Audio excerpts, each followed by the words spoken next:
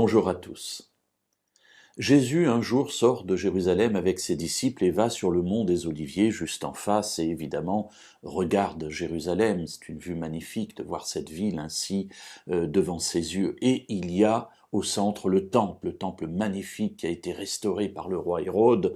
Et les disciples, regardant cette magnifique construction, lui disent « Mais Seigneur, regarde comme c'est beau !» Et Jésus fait une douche froide. Il leur dit « Je vous le dis en vérité, il ne restera pas ici pierre sur pierre qui ne soit renversée. » Et les disciples, pour eux, le temple détruit et Jérusalem détruite, ça ne peut être que la fin du monde. La ville de Jérusalem, c'est la ville de Dieu, le temple de Jérusalem, c'est la maison de Dieu. Si tout cela est détruit, c'est que c'est la fin des temps. Alors quel sera le signe de ton avènement ?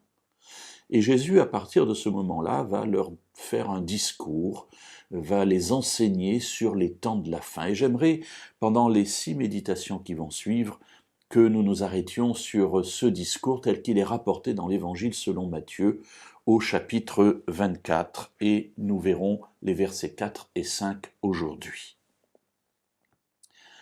Jésus leur répondit : « Prenez garde que personne ne vous séduise, car plusieurs viendront sous mon nom en disant « C'est moi qui suis le Christ », et ils séduiront beaucoup de gens. »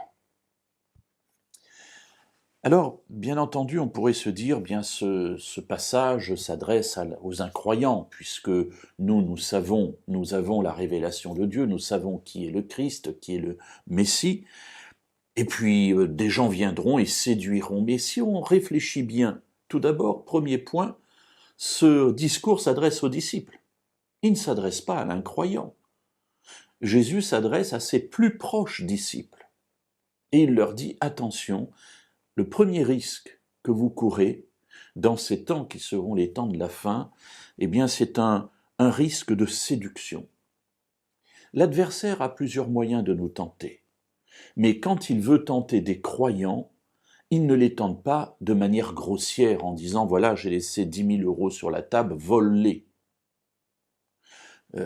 Il sait qu'un croyant normalement constitué va résister à ce type de tentation. En revanche, il va le tenter sur une foi qui est presque celle de la Bible, qui est juste à côté, qui a des éléments qui sont connectés au message de la Bible, mais il y a des choses qui s'en éloignent. Et vous savez, je le dis souvent, et notamment aux enfants, eh bien quand on mange une dragée avec du cyanure dedans, même s'il n'y a que 2 grammes de cyanure et 15 grammes de sucre, c'est le cyanure qui va nous tuer, et ce n'est pas le sucre qui va nous faire vivre. Et ici, Jésus dit que personne ne vous séduise, certains viendront en mon nom en disant « c'est moi le Christ ». Ce qui veut dire qu'un des éléments de la fin des temps, c'est que les séductions seront des séductions spirituelles, sur la messianité, sur la venue de Jésus. Et certains diront, bien voilà, il est là, il est ici, on aura l'occasion d'y revenir, mais Jésus dit non, non, que personne ne vous séduise. Donc attention à ceux qui sont croyants, premièrement, à vous, mes disciples, il y aura des tentations qui seront très subtiles, et il faut donc connaître parfaitement la parole de Dieu pour y résister. Et nous verrons demain d'autres éléments que Jésus a dit dans ce discours.